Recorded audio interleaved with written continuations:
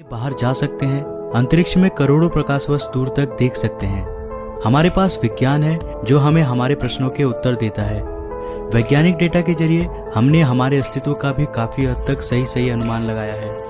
पृथ्वी जो हमारा घर है, जहां हम मनुष्यों ने कई पीढ़ियां बिताई हैं, जिसने कई करोड़ सालों से जीवन को अपने अंदर आश्रय दिया है और आज भी देता आ रहा है। वैज्ञानिकों के अनुसार पृथ्वी पर जीवों की करीब 87 लाख प्रजातियां रहती है, जिसमें से केवल 15% प्रजातियों को ही हमने आज तक खोजा है। लेकिन आखिरकार ये सारे जानवर आए कहां से थे? आखिर धरती पर जीवन की शुरुआत कैसे हुई थी? इसे जानने के लिए हमें समय में पीछे जाना होगा, उस समय पर जब धरती अपनी शुरुआती अवस्था में थी। तो आइए चलते हैं आज से करीब 4.5 अरब साल पीछे। आज से करीब 4.5 अरब साल पहले चट्टान का एक बहुत ही विशाल सा गोला एक बेनाम तारे का चक्कर लगा रहा था। इसका सतह पिघले हुए लावा से बना था और इस पर जीवन का नामो निशान तक नहीं था। इस वक्त पृथ्वी पर लगातार आसमान से छोटे छोटे चट्टानों की बरसात हो रही थी। काफी लंबे समय तक यह प्रक्रिया चलती रही। इसके बाद चट्टान के इस विशाल से गोले ने एक ग्रह का रूप ले लिया। साथ ही इस ग्रह का अपना चांद भी बना। ये वही ग्रह है जहां आज हम सब रहते हैं। इस वक्त पर पृथ्वी का तापमान बहुत ही अधिक था। काफी लंबे समय बाद हमारे ग्रह का तापमान थोड़ा सा ठंडा हुआ और इस पर एक ठोस सतह का निर्माण हुआ। करीब 3.9 अरब साल पहले इसने फिर से आग के गोलों की बारिश का सामना किया, जिसे हम कहते हैं द लेट हैवी बम्बार्डमेंट। और इस वक्त धरती पर केवल छोटे चट्टान ही नहीं, बल्कि इसके साथ साथ उल्कापिंडों की भी बारिश हो रही थी। प्रतिदिन कई हजारों की संख्या में उल्कापिंड धरती पर बरस रहे थे। ये उल्कापिंड अपने साथ कुछ बहुत ही खास लेकर आए थे।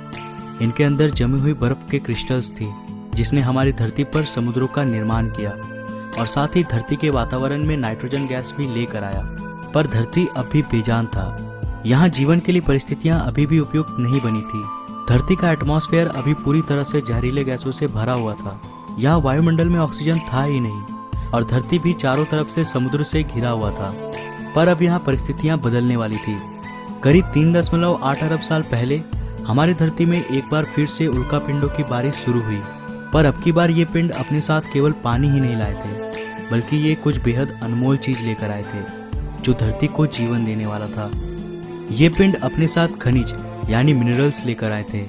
साथ ही इन्होंने कार्बन, प्रोटीन और एमिनो एसिड्स का भी अंतरिक्ष से समुद्र की गहराइयों तक परिवहन किया। परंतु यहाँ समुद्र की गहराई में तापमान बहुत ही कम था। यहाँ सूरज की रोशनी पहुंच ही नहीं सकती थी।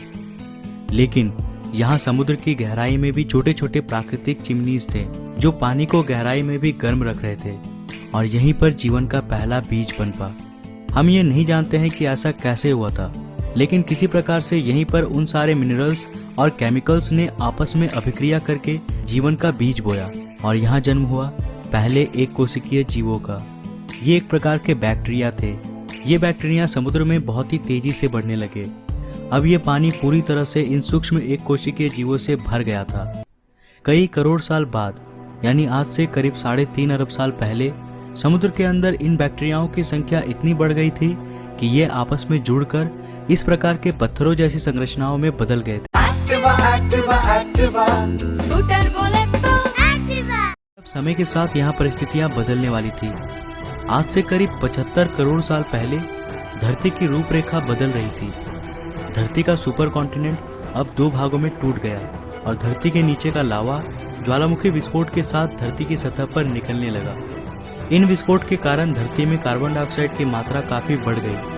अब धरती का आसमान इन कार्बन डाइऑक्साइड के घने बादलों से घिर चुका था। इन बादलों से लगातार अम्लीय वर्षा यानी एसिड रेन्स होने लगे। इससे धरती के वातावरण का अधिकतर कार्बन डाइऑक्साइड धरती के चट्टानों पर कार्बन के मोटे मोटे परत के रूप में जमने लगे, जो इस बारिश के पानी के साथ बरस रहे थे। इससे वायुमंडल में कार्बन डाइऑक्साइड की मात्रा में भारी कमी हो गई और अब धरती का वायुमंडल सूरज की गर्मी को रोकने के काबिल नहीं रह सका लगा और धरती पर पहले ही समय के साथ साथ वायुमंडल में कार्बन डाइऑक्साइड की मात्रा फिर से बढ़ने लगी और पृथ्वी का तापमान फिर से बढ़ने लगा।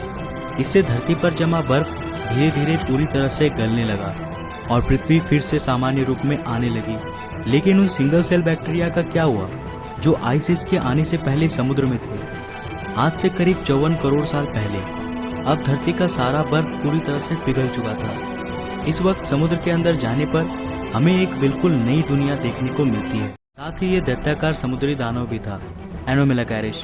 ये सब कॉम्प्लेक्स मल्टीसेलुलर ऑर्गेनिज्म के नए प्रजाति भी नहीं उगे थे, पर अब धरती के वायुमंडल में एक नए परत का निर्माण हो रहा था, जिसे आज हम कहते हैं ओजोन लेयर। वायुमंडल के ऑक्सीजन सूरज की अल्ट्रावायलेट किरणों को सोखकर ओजोन गैस में बदलने लगे थे। इसने धरती के चारों ओर एक चादर का निर्माण किया, जो हमें सूरज की अल्ट्रावायलेट रेडिएशन से आज भी बचाता है। इसके कारण अब धरती की सतह पर नन्हे शैवाल फल फूल सके और ये ही धरती के पहले लैंड्स बने।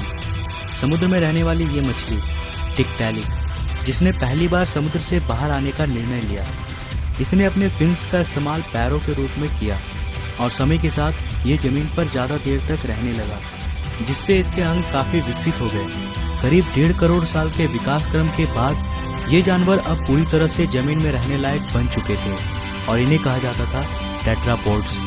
आज से करीब 36 करोड़ साल पहले ये टेट्रापोड्स पूरी तरह से विकसित हो गए थे और अब ये पूरी तरह जमीन पर रहने वाले जीव बन गए। ये ही वो जीव थे जो आगे चलकर डायनासोर्स, बर्ड्स, मैमल्स और अंत में इंसान प्रजाति की शुरुआत हुई।